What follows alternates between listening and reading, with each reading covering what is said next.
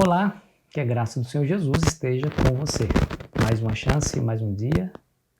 Que bom que estamos juntos, estudando a Palavra de Deus. Obrigado por sua companhia. Não se esqueça de se inscrever caso ainda não tenha feito e ao final deixar o seu gostei. Vamos ao tema de hoje? Quem é o maior? Bom, quem é o maior? Né? Essa pergunta sempre está no coração do ser humano, né? Nós somos educados desde a nossa tenra infância a galgar os maiores resultados, as melhores posições. Nós estamos aí em plena Olimpíadas, né? Nós vemos isso lá nos Jogos Olímpicos.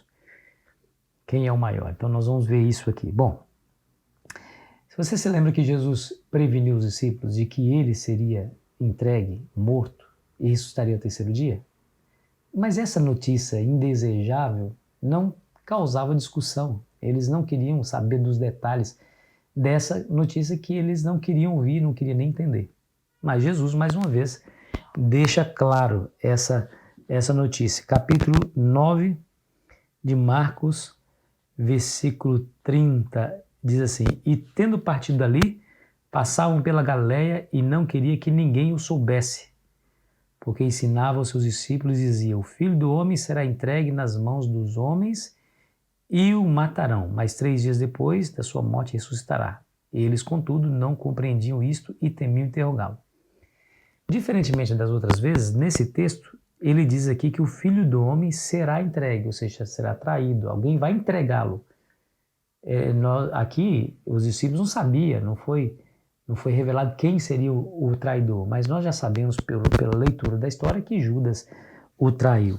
E os discípulos não quiseram de maneira nenhuma dar continuidade àquela história, porque essa notícia de que Jesus seria entregue, seria morto, isso aí não fazia parte das suas preferências, né?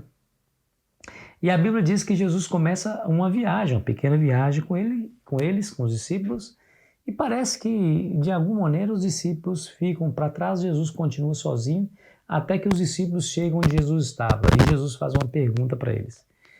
E essa pergunta os deixou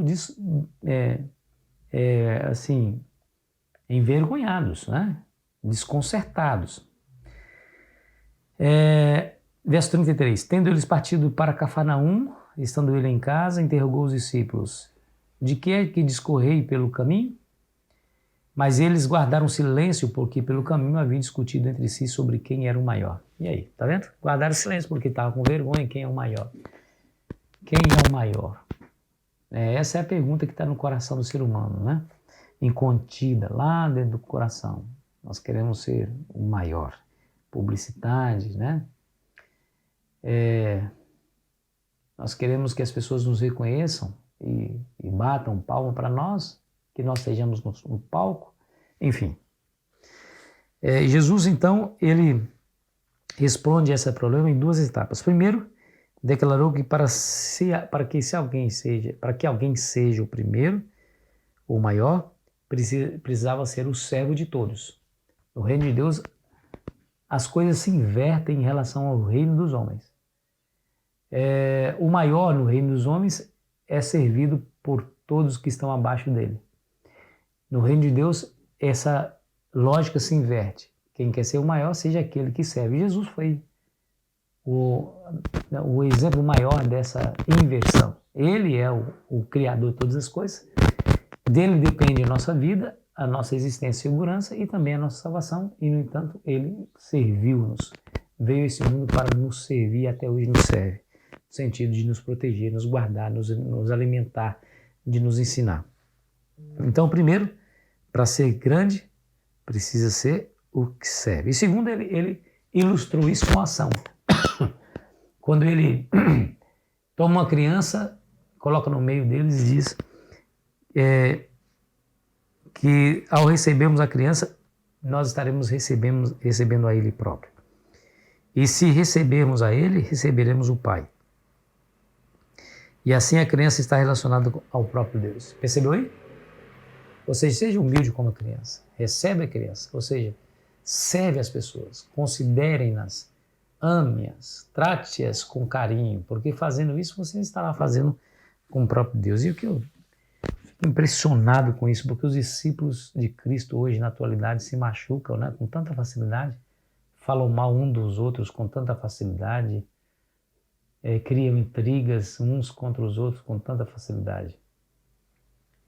Quer ser o maior? Seja o servo, a ponto de servir até mesmo a criança. Né?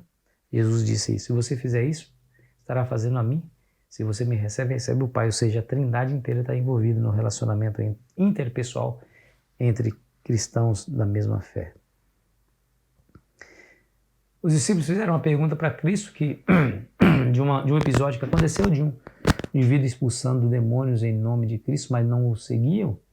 E eles sugeriram, quer que nós proibamos esse indivíduo? E Jesus falou assim, não, aquele que comigo, aquele que não é contra mim, é por mim. Então deixa ele fazer a obra de alguma maneira, deixa ele fazer. Querido amigo, querida amiga, deixa eu dizer uma coisa para vocês. Em nome de Jesus, nós aprendemos tudo isso aqui. Jesus morreu para o nosso bem, ressuscitou para a nossa salvação. E Ele até hoje quer nos ensinar a lição primordial de aceitá-lo como seu Salvador, mas lembrando que nós somos levados ao serviço ao nosso próximo, a cuidar deles, a tratá-los com dignidade, amá-los como Cristo amou. É isso que Jesus quer nos ensinar. Porque se você faz isso com Cristo, quer dizer, se você tiver a oportunidade de fazer isso com Cristo, você se sente motivado a fazê-lo, porque Jesus é. Mas Jesus então tira um pouquinho essa questão e diz assim, lembre-se, quando faz um desses pequeninos, a mim vocês me fazem. Nós possamos aprender definitivamente essa lição e viver de acordo com o que Deus espera que vivamos. Ore comigo. Pai querido, nos ajude a viver de acordo com a Tua vontade, fazendo aquilo que Tu queres que nós façamos, cuidando das pessoas, servindo-as como Cristo fez. Nos ensine mais uma vez nesse dia, em nome de Jesus. Amém. Foi muito bom estar com você. Que a graça de Jesus te acompanhe. Aproveite bem o seu dia.